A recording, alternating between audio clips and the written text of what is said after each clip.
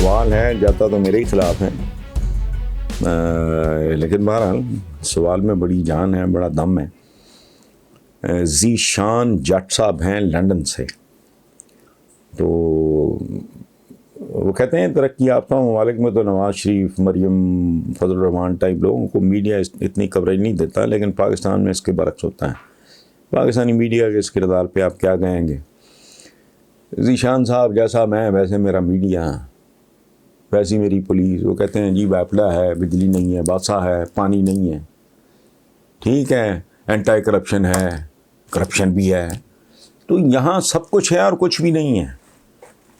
سو media کا آپ نے حشر دیکھنا ہو تو کبھی غور سے دیکھیں آپ، جو ٹکس چل رہے ہوتے ہیں ان کے تو کم از کم 60% جو ہجے ہوتے ہیں نا املا، وہی غلط ہوتی ہے۔ باقی تو چھوڑیں، پاکستان کے ٹاپ کے لیڈر سے لے کے نیچے تک جو ہمارے میڈیا کے لوگ ہیں، آپ کبھی غور کریں وہ کیا کہتے ہیں۔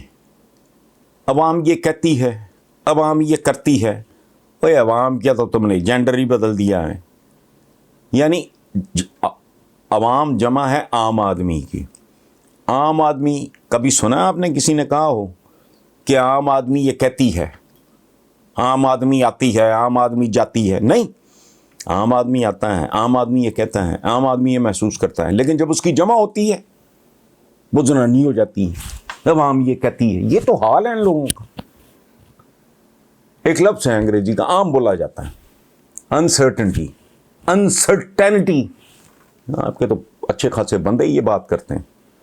سو میڈیا کا باقی یہ جو آپ بات کر رہے ہیں یہ تو میکرو لیول کی اور بہت بڑے لیول کی بات ہے کہ کس کو کتنی کوریج دینی یا کیا نہیں کرنا۔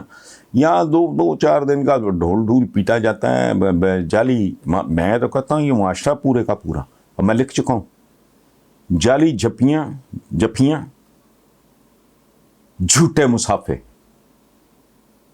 یہ بھی اس طرح ان کا ماتم بھی جھوٹ ہوتا ہے۔ یہ جو سانحہ ہوا تھا پتہ نہیں کون سی سڑک پہ، یہ جو کسی خاتون کے ساتھ زیادتی ہوئی، اس طرح ڈھول پیٹ رہے تھے، میں سوچ رہا تھا کہ یہ تو ہفتے بعد کسی کو یاد بھی نہیں ہونا، یہ مر گیا، وہ شہید ہو گیا، یہ ظلم ہو گیا۔ ایسے ماتم کرتے ہیں جیسے گھر میں کچھ ہو گیا ہو، کچھ بھی نہیں ہوتا۔ I am one of them, کچھ سے بہتر کون جانتا ہے۔ سو جیسا منہ ویسی چپیڑ، جیسے ہم ہیں ویسے ہی ہمارا میڈیا ہے، ویسے ہی ہمارا باقی نظام ہے سارے کا سارا۔ جیسا میں ہوں ویسے ہی میرا سیاستدان ہے۔ سو اس لیے آپ فکر نہ کیا کریں، یہ چمن یوں ہی رہے گا اور ہزاروں جانور اپنی اپنی بولیاں سب بول کے اڑ جائیں گے۔ 73 سال میں یہاں پہنچ گئے، اگلے 70 میں پتہ نہیں کہاں پہنچے ہوں گے، دیکھتے جائیں۔ اور بدنصیبی کی انتہا یہ ہے کہ آدھا ملک گنوانے کے بعد بھی سبق ہم نے سیکھنا تو دور کی بات ہے، ہمیں تو یاد ہی نہیں رہ گیا۔ یہاں جو چپڑ کناتی ہے اور چپڑ کناتنے اٹھ کے عجیب و غریب طرح کی بات کرتی ہیں کہ جی اس سیاستدانوں کے بارے میں یوں بوں۔ وہ بے شرمو، بے حیاؤ، وہ بندہ پوچھے تم سے وہ کتابیں ہی پڑھ لو کہ قیام پاکستان کے وقت کیسی کیسی قیامت ٹوٹی تھی، اور تمہاری کتنی بیٹیاں، بہنیں، بہویں، مائیں وہاں رہ گئیں۔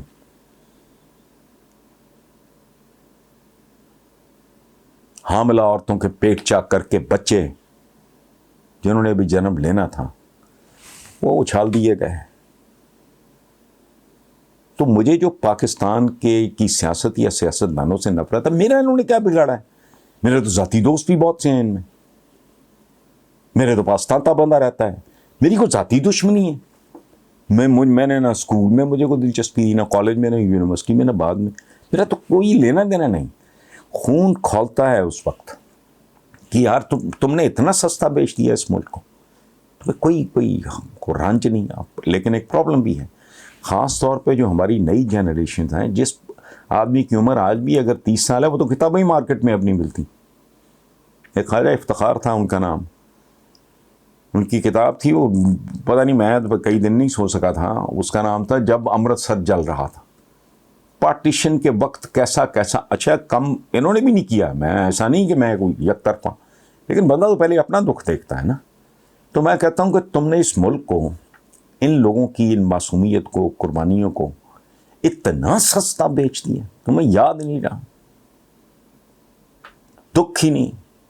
اچھا ہوا وہ نسلیں مر گئیں. اب شاید ہی کوئی, میرا خیال ہے کوئی 1,00,000 2-4 لاکھ کو باقی بچا, جنہوں نے وہ دکھ دیکھے. 73 سال ہو گئے پاکستان بنے. یاد تو اس کو ہوگا کہ کس کی بہن, کسی کی بیٹی, کسی کی بہو وہاں رہی اور کیا ہوا, جو اس وقت کم از کم 10-15 سال کا ہوگا. 5-6 سال کے تو بچوں کو یاد بھی کچھ نہیں ہونا. جو قیام پاکستان کے وقت 10-15 سال کا, 10 سال کا ہوگا کم از کم, وہ آج 83-85 کا ہوگا. اس کا زخم نہیں بھرا ہوگا. میری تو بہت بعد کی پیدائش ہے, اس کے باوجود میں نے, چونکہ وہ جب میں ٹین ایج میں تھا تو اس طرح کے بہت قصے کہانیاں اپنے بچوں, اپنے بزرگوں سے سنے. اس کے بعد کتابیں اس زمانے میں بہت مارکیٹ میں تھیں کہ قیام پاکستان کے وقت کیسے کیسے پوری گاڑیاں ذبح ہو چکے انسانوں کی, لاشوں کی بھری ہوئی, ڈبوں سے, ریل کے ڈبوں سے لہو گر رہا ہوتا تھا. تو مجھے جب میں پولیٹیشین کو دیکھتا ہوں کہ رات میں ابھی ریسنٹلی ہے لاہور کا بہت بڑا قبضہ گروپ ہے, پہلے بھی اس پہ ہاتھ پڑا تھا, اب بھی پتہ نہیں کوئی بنتا ہے کچھ نہیں بنتا, مجھے نہیں پتا.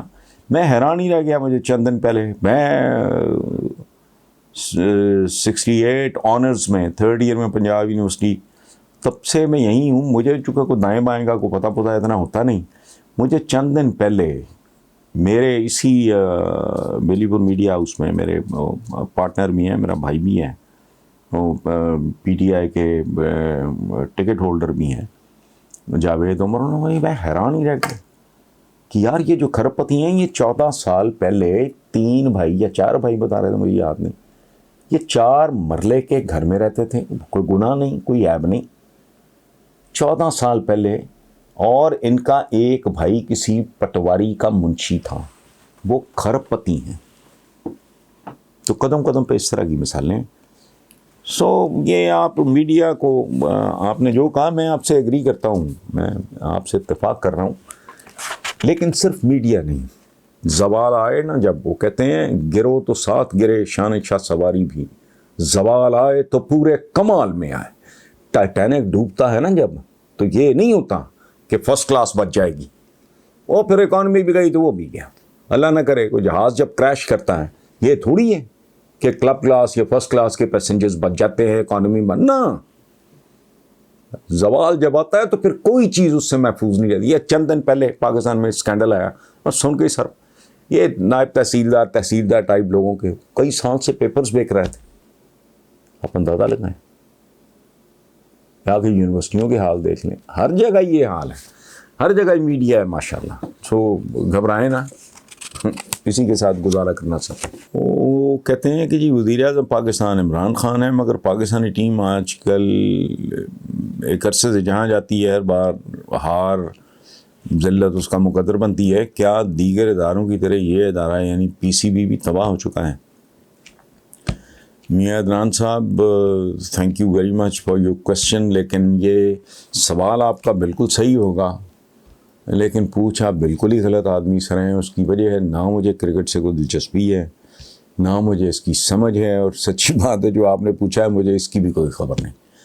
میں سچی بات میں آپ کو بتاؤں, جو کرکٹ لورز ہیں ان کو یہ برا لگتا ہوگا. یہ ایک کلونیل لحد کی یادگار ہے, اور اس میں کوئی برائی نہیں ہے ہونا, لیکن پاکستان کی پریورٹیز میں کرکٹیں شرکٹیں نہیں ہونی چاہیے میرے نزدیک. تو مجھے ڈے ون سے ہی میں اس ملک کی, ہماری عزت, دین کی, عالم اسلام کی, پاکستانیوں کی اس وقت ہے کہ خدا کے لیے کوئی توڑ کے بیریئر آگے نکلو, کوئی سلسلہ اپنا کرو. وہ سوائے تعلیم جو ہے سائنس اینڈ ٹیکنالوجی ہے, اس میں ایکسیل کرنے کی ضرورت ہے. ورلڈ کپ نے کیا دیا؟ ورلڈ کپ نے ہر بچہ آپ کا جو ہے گروی پڑا ہے. 3 لاکھ کے بس غالباً, کروڑوں لوگ پاورٹی لائن پہ رول رہے ہیں. نہ کوئی لا اینڈ آرڈر ہے, نہ کوئی سر پیر ہے ملک کا, نہ کوئی آگا ہے, نہ کوئی پیچھا ہے. 2 وقت کی روٹی کمانے کے لیے پاکستانی باہر دھکے کھاتے ہیں, ان کی عزت نفس علیحدہ مجروح ہوتی ہے. تو کیا کرنا ہے؟ مجھے سچی بات ہے, مجھے معاف کریں, you must be a cricket lover جن کا یہ کنسرن ہے, میرے نہیں ہے. مجھے کوئی عقل سمجھ ہے نہیں, تو میرے لیے یہ پی سی بی شی سی بی وغیرہ نا, ان کی کوئی صورتحال قطعاً نہیں ہے. جو گھر بھرے پورے ہوں، آباد ہوں، باعزت ہوں، باوقار ہوں، ان کو ویکیشنز اور یہ اور وہ نخرے، کھیل کود، یہ وہ ان پہ جشتے ہیں. ہم اگر اس ملک کو ایک لمحے کے لیے اپنا گھر سمجھ لیں گے، میرا ذاتی گھر ہے، تو بھائی وہاں تو پھر کھیل کود کی کوئی گنجائش نہیں ہوتی. یہ بھی زندگی کا حصہ ہے، بہت اچھی بات ہے، ہونا چاہیے، لیکن پرائرٹیز ہوتی ہیں، وقت وقت کی بات ہوتی. سو سوال آپ کا بالکل ٹھیک ہوگا، لیکن بندہ غلط. چنا آپ نے تو مجھے اس کی کوئی نہ عقل ہے، نہ سمجھ ہے، نہ تمیز، سچی بات.